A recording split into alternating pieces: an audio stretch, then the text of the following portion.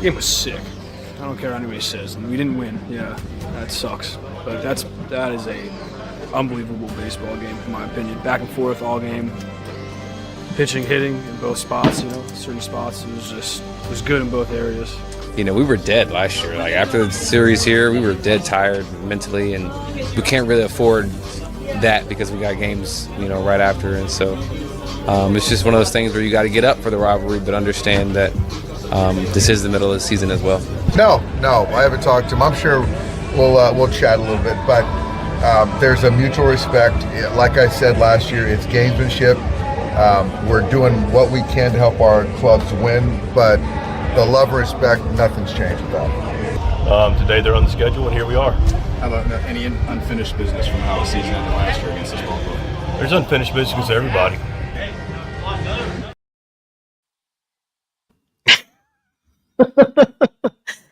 Hello, everybody. Good morning, good afternoon, good evening. Welcome to Marty Time TV. I am Marty Cassavell. We are brought to you by the all-new Hamul Casino Resort, the Players Place. For those of you who are currently watching right now, if my mic is overmodulated like it was yesterday for Dylan Hernandez or last Friday for Keith Law, someone please send me a message. I am delighted to go ahead and welcome into the conversation our friend AJ Cassavell. AJ Cassavell, who's here to talk about It's Just Another Series. How are you, AJ?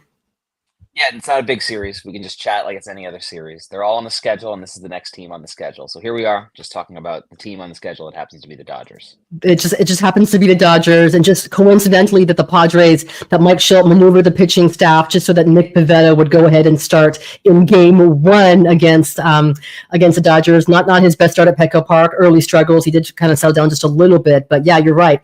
Just another series. Nick Pivetta, and I feel like we picked up exactly where we left off. In postseason, except the Padres, of course, scored some runs, which was a little bit different than how they ended the postseason. Yeah, I mean, like, we talked to some of the players, and I genuinely, think that's the way that Mike Shildt thinks of these things. Like, it's the next game on the schedule. Like, why think about anything else but the next game on the schedule? So he's going to treat a Brewers game in Milwaukee the same as a Dodgers game at Petco Park. It's kind of how you win baseball games. But we talked to guys like Jackson Merrill and whoever else before the game, and they all said, oh, it's another game too. And then they get out there and they're kind of clearly fired up, and the crowd is fired up, and like, you can kind of tell that they are lying. So I mean, they're completely lying in it. Like, they really want to win that game. They really want to bring it in that game. Yeah. Jackson Merrill, like, you can see after he hit that double in the 10th inning, like, just a little bit more fired up, and he's always fired up. Yeah, he is. While understanding that it is just a game in June, and I think you look back at some of the past Junes and what these, like, this point of the calendar when these two teams have met and how those games have affected the season. The honest answer is not very much. Like, 2021, remember, the Padres swept the Dodgers, and it felt like they were, like, kind of ascending in the National League West, and then they fell off a cliff in the second half. In 2022, the Dodgers won every series in the regular season. The Padres beat them in the playoffs. 2024, the Padres won the season series for the first time in forever. The Dodgers beat them in the playoffs. Like, these games, to the credit of all the people who say, let's not make too big a deal out of them, they kind of really aren't, but they're definitely exciting. They're definitely played at a different caliber than the rest of the schedule. Oh, completely different. And it's funny, yesterday when I had Dylan Hernandez of the LA Times on the show, I kind of half joked that, because he said this is the rivalry. Yes, before in the past it has been Dodgers and Giants for the Dodgers, but right now the way these teams have played each other, the way things have gone in postseason, he thought the rivalry had changed since 2022. And I said, listen, I know what Mike Shildt's going to say, because he doesn't say anything usually, which I tell him that in person, but both managers were going to manage like it was a playoff game. I mean, that was 15 runs scored, 12 different pitchers, and part of it for the Padres was Nick Pivetta, not being able to go, not giving him length. They had to go to the bullpen, but that was a 3. And I said every single game this series is going to be 3+ hours going to extras because of how much this game means for tiebreakers. You have two teams that expect to be in the playoffs, two teams that want home field advantage, which is why this series, it's going to matter more than playing the Colorado Rockies or the Brewers or anybody else. It really matters. Yeah, it definitely matters in the standings in that way. The counter I would say to that is that, like, Mike, I think Dave Roberts after the game talked about Mike Shildt managing aggressively, and I don't think Mike managed that aggressively, like given the circumstance. Like he could have gone with Robert Suarez for the 10th inning, but because it's a game in June in the middle of 26 games in 27 days, like he didn't push his closer for a second inning, despite the fact that he only thrown 10 pitches. And like, if that game means, if Mike Shildt is sending Robert Suarez back out there for a second inning, I think maybe the Padres win that game because maybe the Dodgers don't score 2 runs in the 10th. But also that tells me that they are treating it differently than just a regular season game. And in their defense, like they say they don't. And then like, if you want to run Robert Suarez into the ground in June to win these games, you can absolutely do that. It's going to have consequences later. And I think that's the decision they made. And it probably like it may have cost them the game last night. I think it's one of those, like, you lose the battle, it's fine in the moment because of how big the season is. Like, these games are awesome. It is the best rivalry in baseball. Like, I will agree with Dylan there. I don't think it's just like that the Dodgers have a new rival, like, instead of the Giants. Like, these two teams, I'll say there's some dislike. There's also some understanding that they don't want to, like they really want to beat each other. Yeah. It doesn't, you don't get this anywhere else. I would say it's the new Red Sox Yankees, like, because the teams are close in proximity and because they kind of have a history with kind of one team maybe punching up a little bit, and not taking it from like its historic rival. But anyway, like, long story short, all of that is true. And the Padres didn't go for it as aggressively as they could have last night because they've used Robert Suarez a lot, because every game they've played in the last 2 weeks has been a 1-run game, it seems like. You're right. Now that leads me to the first question I'm going to ask you. I don't think Mike Shildt was asked in post game. And of course, when the Padres lose the game, there's going to be second guessing as to why this person in this situation. So people on Threads and on Blue Sky and probably on the Twitter want to know, why was Mike Shildt using Wandy Peralta in a high leverage situation, especially against this team that often? Because he didn't have anyone else. He had David Morgan, but I don't know if Morgan's the guy he went against that spot of the order. But like, if you look at the way the game was lost yesterday, is that, and Mike Shildt said this after the game, that they need more length from their starters. They just haven't gotten it lately. The way the game was lost yesterday is Nick Pivetta went 4 innings, and then they needed 3 guys to cover an inning apiece into the 7th, because some of those guys threw a lot of pitches and some of the matchups weren't right. The Dodgers had Dustin May struggling probably just as much, maybe more than Nick Pivetta, but at least getting through 5, and then Anthony Banda covering a couple more innings. So they needed 2 pitchers to get through 7 innings. The Padres needed 4. The Padres get through the 9th. They make it into the 10th, and they have Wandy Peralta left, and the Dodgers have Tanner Scott left. Like, that's where the game is lost. That the Padres used their high leverage arms to go for it in regulation. They got to extras, and they just didn't get enough out of their starting pitcher to have any high leverage arms in their bullpen left. Like, I can completely agree with Wandy Peralta, like, is not a high leverage arm right now. Right. But they didn't have anyone else. They had used their arms, and Jason Adam has pitched so much lately, you can't use him there. Like, it was Wandy Peralta or David Morgan, who had just given up a walk-off home run the other day. I think the lane was better for Peralta. It's not the guy you want in that situation, a tie game against the Dodgers, but it's the guy you had. Very well said. And it wasn't just where the game was lost with Nick Pivetta, but the Padres picked a very, very bad day to play some really shaky defense. That was a really, really weird play with Manny Machado. We didn't get a chance to talk to him in post game. He was out that door before we walked in that clubhouse, I think, when Mike Shildt was still speaking. But when you play a team like the Dodgers, when you make those mistakes, they're the type of team that find ways to capitalize on those mistakes, which is what the Padres kind of used to do as well before they hit a little bit of this rough patch. Here's a question from Ray. I'm glad people are participating today. Why did Brandon Lockridge come in for Tyler Wade after he hit a triple? Tyler Wade's numbers against lefties are not very good, and I think like the 10th inning play aside, Tyler Wade's a competent left fielder. Brandon Lockridge is a really good left fielder, and it just, like, sometimes really good left fielders don't cover the ground that they should. And I forget what the exact matchup was, but that wasn't a matchup in the late innings in the 7th inning. Maybe it was Vesia. It might have been Banda. Like, Tyler Wade just isn't a good matchup there. Maybe he like grinds out a single or bunts one, but I don't think I just think that's kind of an obvious pinch hit spot. Maybe you pinch hit to someone I would else. agree. And ideally if and then you bring Lockridge in to play left field. Ideally, like if Luis Campusano was hitting or playing, like he could be that guy in that spot, and then you go to Lockridge. But it's a clear pinch hit spot for me for Tyler Wade, even though that's just the way it works with the platoon. I would agree. And that was a really, really weird situation for Brendan Lockridge defensively, because normally he's been a good outfielder for them. I didn't second guess that at that time. So I guess it was just the moment.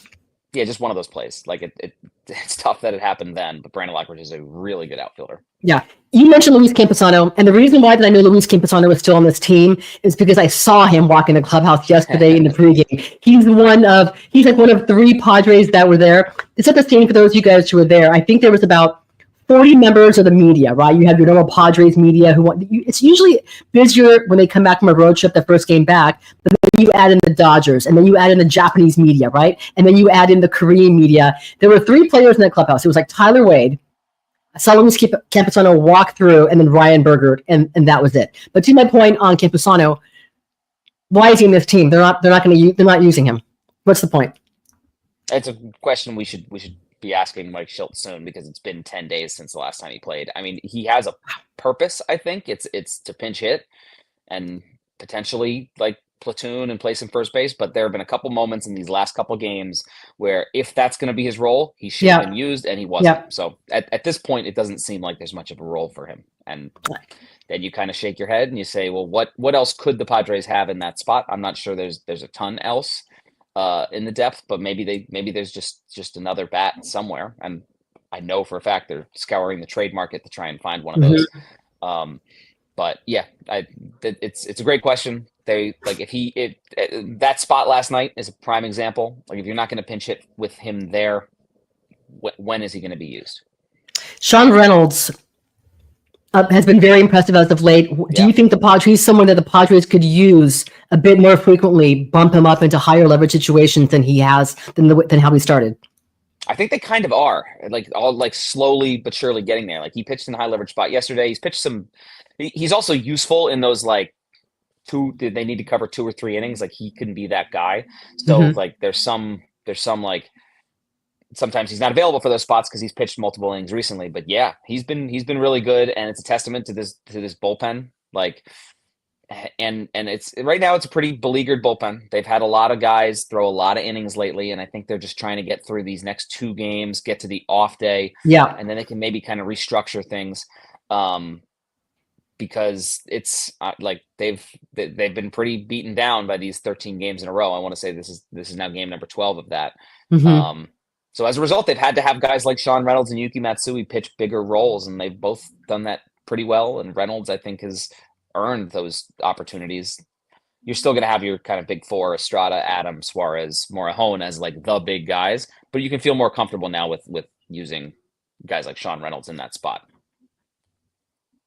To the point of the Padres being gassed and a little bit tired, and you and I talked about this last week about can the Padres afford to give Tatis even a day off given his struggles? And the answer was no, because they don't. Who do you want in right field? You want to go ahead and play Tyler Wade in right field, and if you're giving him a day off, you're not going to give him a day off during this particular Dodgers series. Usually, you're hoping it's the series that'll get him going, but man, just something just seems so off with him. I'm not sure we're going to find out. Hopefully, he can fix it. Hopefully he can fix it soon. It's been concerning. It's been concerning to watch. Yeah, and I agree with that comment. They need to address left field way before the trade deadline. They can't wait till the trade deadline. I think they can. What they can do is just find someone to play left field, and then trade for another. You don't have to find the greatest left fielder on the market now. You can find someone who could eventually be a pinch hitter and who could if he plays left field for now, well, then he can be a bench guy once you acquire your splash addition, and all of a sudden you have some leverage, and that you don't need a left fielder so desperately at the deadline. So I think they need 2 bats. I think and both of them should be capable of playing left field. And I frankly they kind of need it now, because these games that they're granted, they are 3 games in June, but if you want to win the division, you got to be winning these games. To your point on Tatis, he just looks completely off at the plate. He looks in between on like he's not squaring anything up. His swing, he seems to be kind of out in front a lot, and then all of a sudden he gets beat. So yeah, I don't know what the fix is. I don't know. I'm not a hitting coach. This is swing mechanics are probably like the area of least expertise that I have. But like he doesn't look anything close to the player that he was in April. Now, it's not just 3 games in June, it's 7 games in June because you have 3 this week. You mentioned that the much needed off day on Thursday, go to Arizona, which is not always an easy place to play, even though they're having issues of their own with Corbin Burns lost for the year. And then they go to LA, right back into Padres and Dodgers next week for 4 games. All right. We have spent so much time talking about Michael King, about where is he, the big mystery. Just listen to just briefly to what what Mike Shildt had to say yesterday in pregame when he was asked about the status of Michael King. Here we go. I'm learning a lot about what he's dealing with our medical staff. Is also on that learning curve of what it is, and still continue to gather a lot of information. Rest is the prescription right now. He has played some catch, but nothing too aggressive and consistent. So we're just in a holding pattern to see what it is and the best way to treat it, if there is a better way to treat it outside of just the rest. If you could, one more thing on Michael King, you said that you're still gathering information on the injury or the recovery? On the injury itself specifically. It's not something that is historic to our game. It's not something that players have had. I'm not a medical doctor, clearly, or have any real medical training. So if anybody's CPR, you're in trouble. I can't speak the specificity of it. All I know is it's not something historically anything we've dealt with in this game, so we're sure get an education around it. He's not a doctor, and none of us need CPR. It's just a little bit concerning that has it been 2 weeks, 3 weeks since the Michael King, since the injury? 2 weeks, and we talked to him that one time, that last game, the last homestand, and Mike Shildt is saying they still don't have a diagnosis. It's a historical injury. Do we have any idea what this could be? I mean, he's saying it's never happened in baseball before. No one seems to know what it is. I mean, or is this just Mike Shildt? I don't know if it's never happened. And I don't know because they won't say exactly what it is. We know it's a nerve issue. Like, we know it's related to the scapula. There's a nerve in the scapula. That's like as much medical research as I can do on that front. But like that, and that nerve is not commonly injured in baseball, and it can kind of like not destabilize. I don't like Mike says he's not a doctor, nor am I, but I think it can de-strengthen the shoulder, and King will need to strengthen it back up. I don't know the process for that. Like, I don't know the timetable for that. I don't know the timetable for the recovery of that. It's a shoulder issue for a starting pitcher. Like, that's a bad thing, and like, you can't sugarcoat that. Yeah. The fact that they have told us directly that they've done imaging and the shoulder is structurally sound is a good thing. But if this issue is not going away, then you wonder, like, does building it up risk the possibility of damaging it? I don't know the answer to that. We don't know the answer to much of it because of the fact that they're not exactly explicitly saying what it is. Mm-hmm. So, like, yeah, it's fair to be as skeptical as possible because it's a shoulder injury for a starting pitcher and we don't know the specifics of it. The good news is that it's structurally sound, but at what point do you, like, how do you build up from this specific injury, and how do you progress to getting back to being in a starting rotation? Maybe the Padres are looking at this as a long game. Like, there's no reason to push Michael King now. It sounds like he's just playing light catch. Like, why would he push it now? But it's concerning. It's concerning when you hear things like that it's not that they don't know what the next steps are, even if they know what the injury is, which doesn't sound like they know exactly what it is. It sounds like they have a pretty good idea of what it is. Nerve issue, scapular area, like, not structural. Yeah. But they don't know how to build up or how to kind of get him back with full certainty of him being able to be healthy through that build up. That's what it seems to me based on all the things I've heard. So completely TBD on a timeline. King said he's heard a couple days, he's heard a couple weeks, a couple months. Like, all of those are on the table based on the recovery here. And we have heard nothing else. So complete TBD. Oh boy. How about Yu Darvish? If you get Michael King, I would have hoped that this was like a late June thing. Like that was what it sounded like based on the initial stuff. If you get Michael King back for the stretch run, I think you're okay with that. I think you can get by until then, as long as like I assume your next question was going to be Yu Darvish. It was going to be Yu Darvish. Now Yes, there's a lot riding on Yu Darvish's recovery and his return, because if Michael King is a later in the season recovery, you can stomach that if you're getting a healthy Yu Darvish. Any timetable on Yu Darvish? And I know Mike. I know Shildt knows. We don't. Yeah, they don't. Mike Shildt doesn't do timetables, but we can kind of piece together. And I think with Yu Darvish, it's fair because he's had setbacks or he's slowed down his process because of the way his elbow feels. And the Padres have kind of handed Yu Darvish the keys to this recovery. Yeah. It's like you know how you feel better than we do. Yeah, could you be more vague? No is the answer. But we do know it's a nerve issue, and we do know it's related to the scapula, and there is a nerve in the scapula. So, like, I'm just going to go ahead and assume that that's what the issue is, and the question is how they recover. Anyway, with Yu Darvish timeline, he pitched multiple, like an up down in the bullpen yesterday, so multiple simulated bullpen innings, like which is always like the step before you face hitters.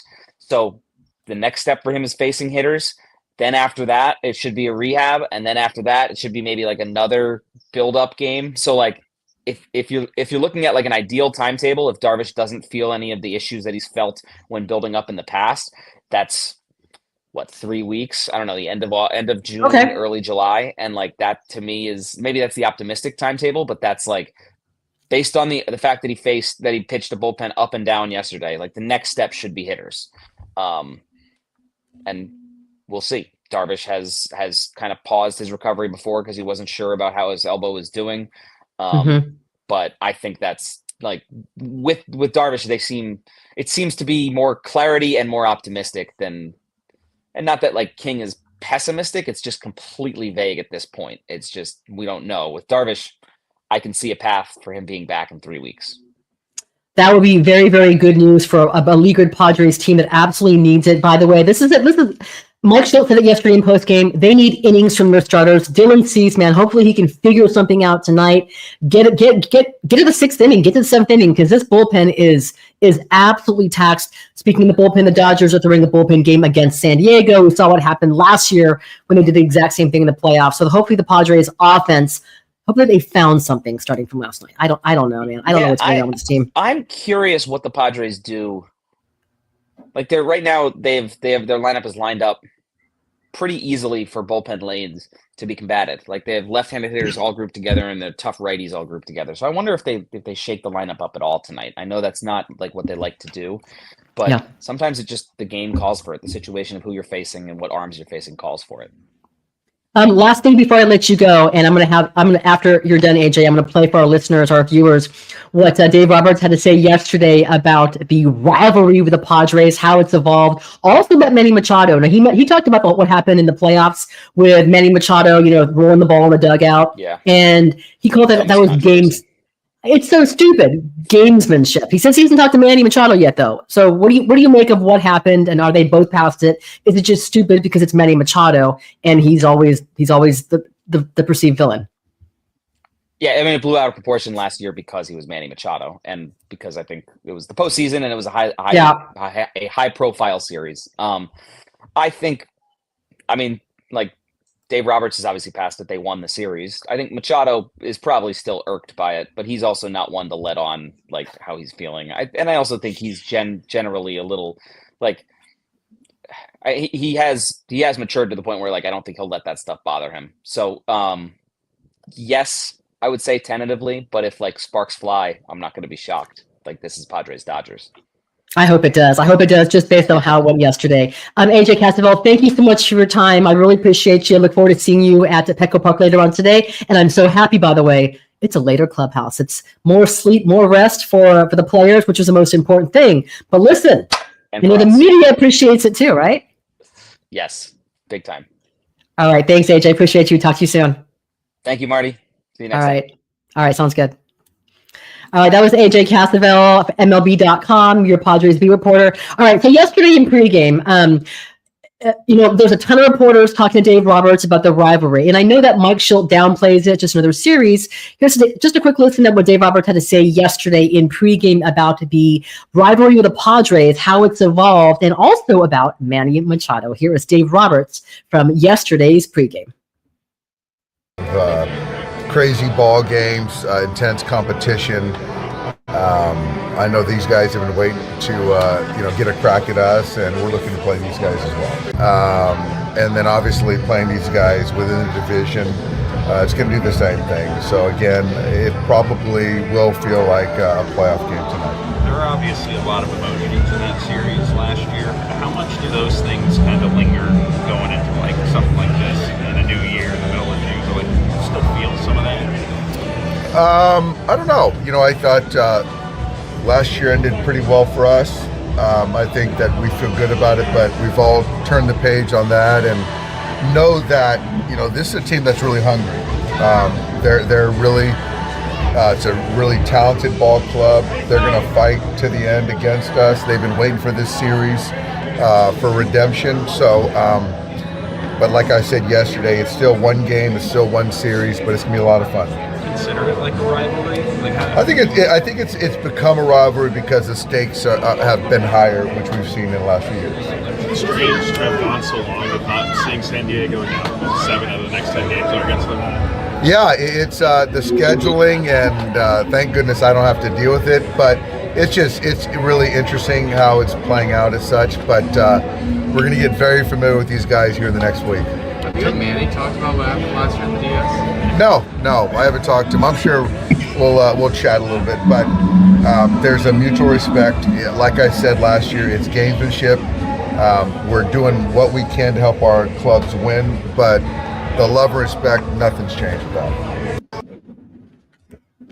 All right, so that was Dave Roberts from yesterday talking about gamesmanship and the rivalry with the Padres. So we'll see. All right, guys, if you missed anything from yesterday, including Mike Shildt, pre- and post-game, Fernando Tatis, a bit dejected after the game, Nick Pavetta, I had a quick conversation with Mookie Betts about playing at Petco Park and who's more disliked by Padres fans.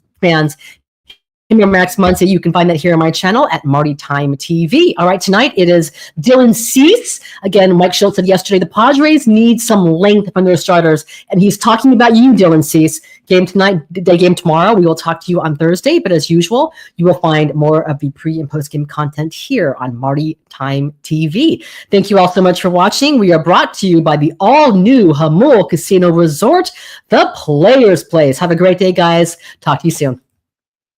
I don't know about leveling the playing field, but I think that's definitely part of their game. Is they try to, as I've said, they play off the emotion. The atmosphere here plays off their emotion, and we've seen that for the last several years, even in regular season games. Just something as simple as a single, and you see the guy throwing the bat 30 feet in the air, that really gets the crowd going here, and that's just that is kind of part of their game, is trying to get under your skin and trying to have the emotion come out and get you to do something that you're not normally doing. And just for example, if you're a pitcher and you see a guy doing that, and all of a sudden you want to throw harder, and now you're missing balls right over the plate, and that's when their guys are doing the damage. So you just can't. It's easier said than done, obviously, but yeah, you just can't let that happen. The last one's